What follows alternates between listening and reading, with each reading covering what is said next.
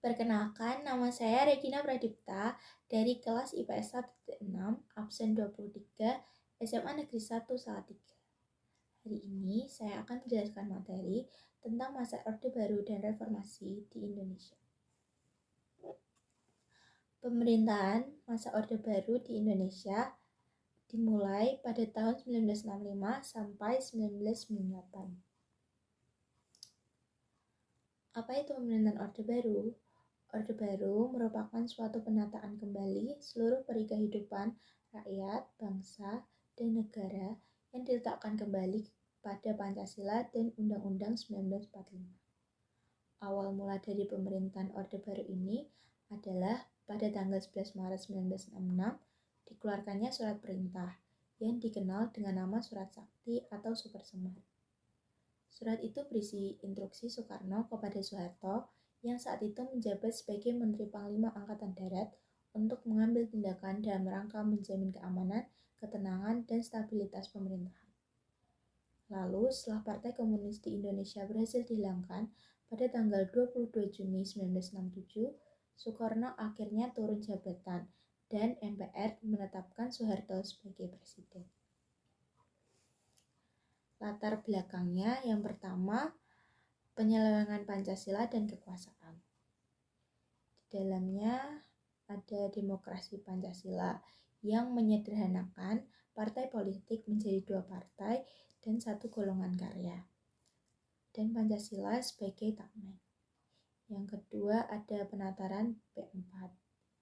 Yang ketiga ada fungsi partai politik. Latar belakang yang kedua yaitu KKN. KKN ini singkatan dari korupsi, kolusi, nepotisme, di mana saat itu sembako dan BBM mahal, kurs rupiah versus dolar US meroket. Latar belakang yang ketiga yaitu pelaksanaan pemilu 1997. Para pejabat pemerintah berpihak pada Golkar, dan Golkar selalu memenangkan pemilu di tahun selanjutnya, yaitu tahun 1977, 1982, 1987, 1992 hingga 1997. Latar belakang yang keempat yaitu krisis ekonomi dan moneter 1990. Adapun tujuan dari pemerintahan masa Orde Baru ini. Yang pertama, melakukan koreksi terhadap penyimpangan yang terjadi pada masa Orde Lama. Yang kedua, penataan kembali seluruh aspek kehidupan rakyat, bangsa, dan negara Indonesia.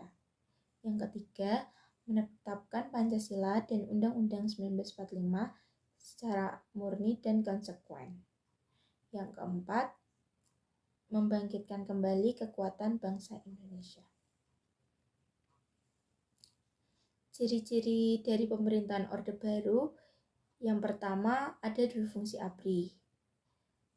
Difungsi ABRI yaitu peran ganda ABRI sebagai kekuatan pertahanan keamanan dan sebagai kekuatan sosial politik. ABRI memiliki wakil dalam MPR yang dikenal dengan fraksi ABRI, sehingga kedudukannya sangat dominan.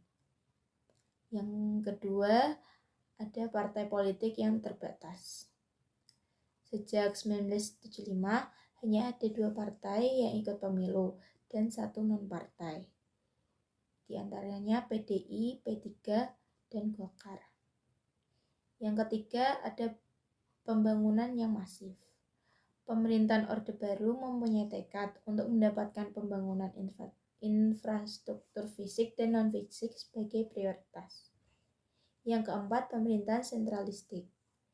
Pemerintahan yang menguatkan kekuasaan pusat terhadap daerah karena ketergantungan yang tinggi dari pemerintahan daerah atau keputusan pemerintahan pusat. Kebijakan-kebijakan pemerintahan Orde Baru ada 3. Yang pertama politik, ekonomi, dan yang terakhir sosial. Kebijakan pemerintah yang pertama, persoalan politik. Tahap penyusunan kebijakan politik. 1. Pembentukan Kabinet Ampera atau Kabinet Pembangunan. 2. Penetapan visi. atau Dwidharma Kabinet Ampera, yang diharapkan untuk terbangun dalam pemerintahan Orde Baru adalah stabilitas politik dan stabilitas ekonomi. Yang ketiga ada penetapan misi, yaitu program catur kerja, yang di dalamnya mencakup memperbaiki kehidupan masyarakat dengan memenuhi sandang dan papan. Yang kedua, melaksanakan pemilu. Yang ketiga, melaksanakan politik luar negeri bebas aktif yang terdapat pada Tab MPRS No. X MPR 1966 5 Juli 1966. Yang keempat, anti-imperialisme dan kolonialisme. Dengan menetapkan misi tersebut, berakhirlah masa Orde Lama dan dimulailah masa Orde Baru. Politik luar negeri. Yang pertama, kembali ke PBB. Kembali dalam rangka menjalankan politik luar negeri bebas aktif dan interaksi dengan negara lain. Yang kedua, menjalin damai dengan Malaysia, Perjanjian Bangkok dan Jakarta Accord. Yang ketiga, pemulihan hubungan diplomatik dengan Singapura. Yang keempat, memperkuat kerjasama regional dan internasional. Di dalamnya ada organisasinya. IGI atau Intergovernment Group on Indonesia atau kelompok antar pemerintah bagi Indonesia. Yang kedua ada CGI, SIGI atau Consultative Group on Indonesia. Yang ketiga ada APEC, Asia Pacific Economic Cooperation atau kerjasama ekonomi Asia Pasifik. Yang keempat, ikut serta pembentukan ASEAN. Yang kelima, mengirimkan kontingen Garuda dalam misi perdamaian. Yang keenam, mengikuti KTT non-blok. Yang ketujuh, berperan dalam OGI atau Organisasi Kerjasama Islam. Selanjutnya ada politik dalam negeri. Dibagi menjadi politik, pemerintahan, dan masyarakat. Yang pertama, di bidang politik ada program Pancakerida. Lalu ada trilogi pembangunan, pelaksanaan pemilu, pembubaran PKI, dan penyederhanaan partai politik atau fusi parpol. Dalam bidang pemerintahan, yang pertama ada fraksi ABRI atau militer, yang kedua ada dwifungsi ABRI, yang ketiga ada Komando Operasi Pemulihan Keamanan dan Ketertiban. Lalu pada bidang masyarakat, yang pertama ada penataran P4, yang saat itu bertujuan untuk pemahaman kepada seluruh lapisan masyarakat mengenai Pancasila. Semua organisasi tidak boleh menggunakan ideologi selain Pancasila. Bahkan dilakukan penataran P4 untuk para pegawai negeri sipil. Yang kedua ada pengendalian informasi, yang di dalamnya mencakup Departemen Penerangan. Tujuannya untuk menentukan informasi apa saja yang diberikan kepada masyarakat. Lalu ada TVRI, selanjutnya Dewan Pers untuk mengontrol, mengatur informasi yang diciptakan pers. Namun terkadang terjadi manipulasi agar informasi sesuai kebijakan rezim. Yang ketiga ada politik massa mengambang. Yang pertama, pengelompokan masyarakat berdasarkan kepentingan dan keahlian. Contoh MUI, ulama. Yang kedua, untuk menghimpun massa dalam organisasi yang dapat dikendalikan gerak-geriknya oleh pemerintah. Tujuannya untuk menghilangkan konsep kemungkinan kekuatan massa. Keempat, ada kebijakan ramah Tionghoa. Ini di dalamnya ada pelanggaran budaya Cina di publik, yaitu warga keturunan Tionghoa tidak boleh beribadah dan menampilkan kebudayaan mereka. Yang kedua ada penggantian nama Cina menjadi pribumi. Contoh Xiaolong menjadi Andi Hartono. Yang ketiga ada pelanggaran bahasa Mandarin di tempat umum. Pada bidang ekonomi selanjutnya ada Replita atau Rencana Pembangunan 5 tahun. Replita pertama berisi tentang sasaran utama yang akan dicapai, yaitu pangan, sandang, papan, perluasan lapangan kerja, dan kesejahteraan rohani. Sehingga pertumbuhan ekonomi naik 3-5,7%, sedangkan tingkat inflasi menurun sebanyak 47,8%. Namun kebijakan ini hanya menguntungkan investor Jepang dan golongan orang kaya, sehingga menimbulkan peristiwa malapetaka 15 Januari atau Malari. Replita kedua berisi tentang memfokuskan pada sektor pertanian dan industri yang mengolah bahan mentah menjadi bahan baku. Replita ketiga berisi memfokuskan pada pembangunan industri orientasi ekspor atau IOE.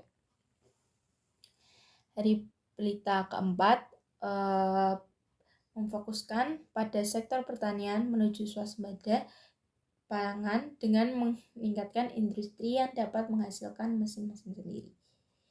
Replita kelima berisi memfokuskan penyusunan dan perancangan kegiatan industri berbasis jasa. Replita keenam memfokuskan pembangunan pada sektor ekonomi, industri, pertanian, dan peningkatan SDM. Replita 7 memfokuskan pada pembangunan nasional. Selanjutnya ada trilogi pembangunan yang berisi 1. Pertumbuhan ekonomi yang cukup tinggi. 2. Pemerataan pembangunan dan hasil-hasil yang menuju kepada terciptanya keadilan sosial bagi seluruh rakyat. 3. Mobilitas nasional yang sehat dan dinamis. Stabilitas nasional yang sehat dan dinamis. Yang keempat ada pemerataan pemenuhan kebutuhan pokok rakyat. Yang kelima pemerataan kesempatan memperoleh pendidikan dan pelayanan. Yang keenam pemerataan pembagian pendapatan. Yang ketujuh pemerataan kesempatan kerja. Yang kedelapan pemerataan kesempatan berusaha. Yang kesembilan pemerataan kesempatan berpartisipasi dalam pembangunan. Yang ke-10 pemerataan penyebab pembangunan. Yang ke-11 pemerataan memperoleh keadilan. Selanjutnya, runtuhnya masa Orde Baru. Ditandai dengan adanya krisis ekonomi yang melanda sejak tahun 1997. Krisis tersebut membuat nilai tukar rupiah jatuh dan memancing kelompok kritis di masyarakat, sehingga menilai kesalahan ekonomi ini bertumbuh pada kesalahan pemerintahan Orde Baru. Setelah masa Orde Baru, pemerintahan Orde Baru, dilanjutkan masa reformasi di Indonesia yang dimulai pada tahun 1998 sampai sekarang. Latar belakang dari pemerintahan masa reformasi yaitu yang pertama karena krisis politik. Alasannya karena anggota MPR diangkat berdasarkan ikatan kekeluargaan dan aspirasi rakyat tidak disalurkan, sehingga ketidakpercayaan rakyat pada negara. Yang kedua ada krisis hukum. Alasannya kekuasaan hakim di bawah lembaga eksekutif. Yang ketiga ada krisis ekonomi. Alasannya melemahnya mata uang Indonesia serta terjadi korupsi, korelasi, monopoli, dan lain-lain. Yang keempat ada krisis sosial. Alasannya elit politik dan Tionghoa konglomerat dengan rakyat kecil. Yang kelima ada krisis kepercayaan terhadap pemerintah. Alasannya hilang kepercayaan dan terjadi trisakti oleh tewasnya mahasiswa. Yang keenam ada kebebasan berpendapat dan kebebasan pers dibatasi, sehingga rakyat tidak dapat berpendapat jika melawan pemerintah akan dibunuh. Yang ketujuh diskriminasi terhadap rakyat Tionghoa. Di dalam masa reformasi itu terdapat pemerintahan baru karena Presiden Soeharto dilengsarkan. Tadi karena ada massa yang mendemo di gedung DPR, sehingga digantikan oleh masa pemerintahan B.J. Habibie. B.J. Habibie ini mempunyai kabinet kerja yang bernama Kabinet Reformasi Pembangunan.